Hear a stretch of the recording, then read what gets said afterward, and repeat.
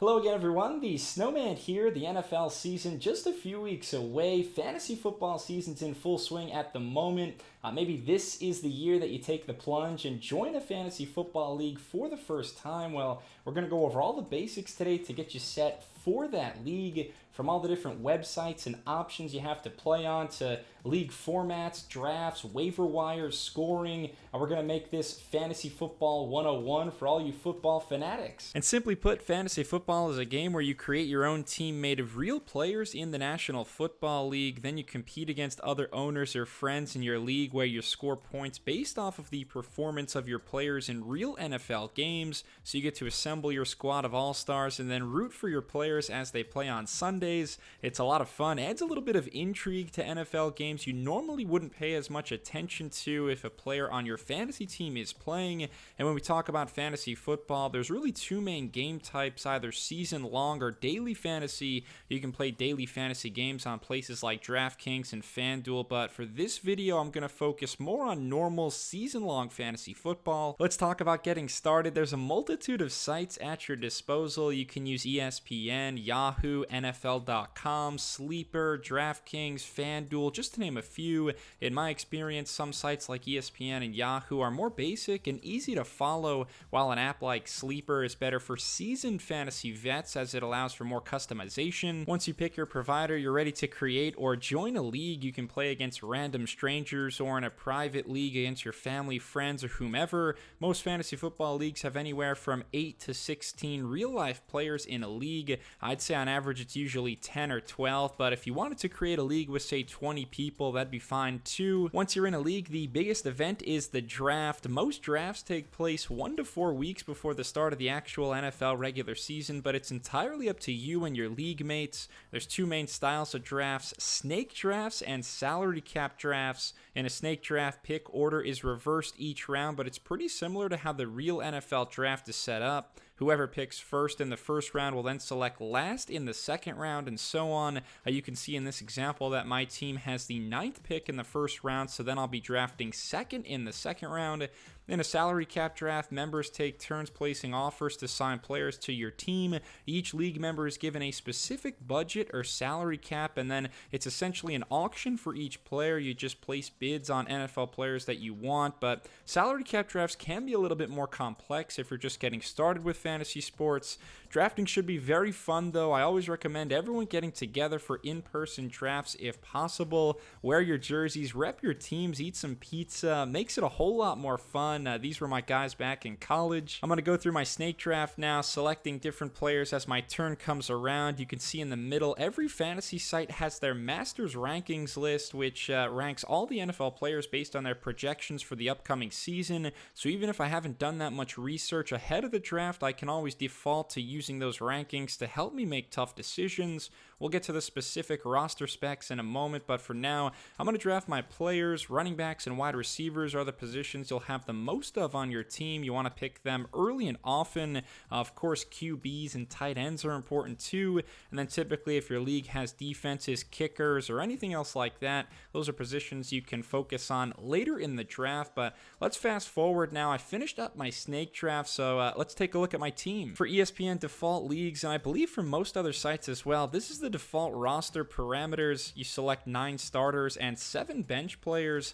Of those 9 starters, 1 player is a quarterback. In this case, I selected Chicago Bears quarterback Justin Fields. It's also pretty standard to have 2 running backs along with 2 wide receivers. I've got 1 spot for Evan Ingram. That's my tight end position. Where it says flex, that flex position just means you can start any offensive skill position player there aside from a quarterback. So theoretically, I can start a running back, wide receiver, or tight end in my flex spot. For now, I'm going to keep that as Jerry Jeudy. 1 spot for defense and special teams, and then most leagues have 1 spot for a kicker as well. Those 9 starters will be the ones who earn you points each week, with the 7 bench players ready to sub in from week to week. If it's one of your starters bye week and they're not playing, or if one of your bench players simply has a better matchup that week, you can always swap guys in and out of your lineup. And please note, you can change around the roster dynamics. Some leagues have 2 starting quarterbacks or a super flex position where you can play another quarterback. quarterback. Some have 3 starting wide receivers. It all depends on what you want. How does the rest of the league work? It basically functions like the actual NFL season.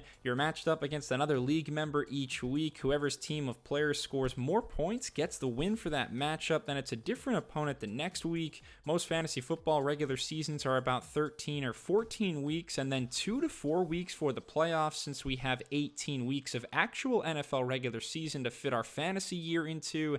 We keep track of wins and losses. Typically 4, 6, or 8 teams move on to the playoffs based on the standings, and then those teams are matched up in a single elimination bracket to determine a league champion. And in terms of the scoring rules from week to week, this is the ESPN default scoring system. Pretty standard. For passing, you get 1 point for every 25 passing yards, 4 points for a passing touchdown, -2 for an interception. Rushing, you get 1 point for every 10 rushing yards, 6 points for a TD rush. Receiving, 1 point every 10 yards, 6 for a receiving TD.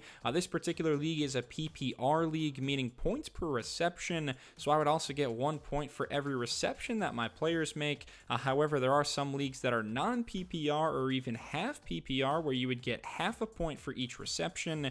We have scoring for kicking and defense too, but the general gist is that the better the real-life stats of your players are, the more points and the better your fantasy team will perform. A couple of other things to note: yes, your team is predominantly built during the draft. That's when most leagues are won and lost, but the waiver wire is very important too. Each week you have the option of picking up free agents and adding them to your team. Let's say someone on my team like Mike Williams isn't performing well, or say my running back Bijan Robinson gets hurt. I can always add players from the waiver wire to strengthen my team from week to week. The other way you can acquire players during the season is through trades with other members in your league. If you see more upside in another player, or maybe you've been decimated by injuries and need help at a specific position and the waiver wire just isn't looking that attractive, you can always propose trades to your league mates and tweak your team that way. And one last thing I wanted to mention: up to this point, I've only talked about conventional redraft leagues where you start from scratch with the draft each year, but another fun fantasy option to consider is a dynasty or keeper league where you retain a certain number or all of your players from season to season.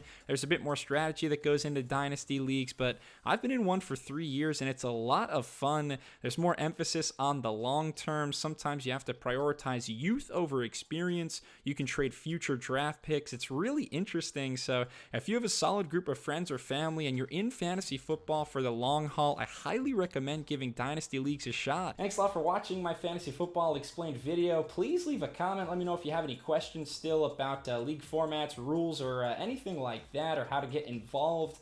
Please give me a thumbs up and subscribe to the Snowman Sports Media for more sports content. And I'll be back very soon. Cheers.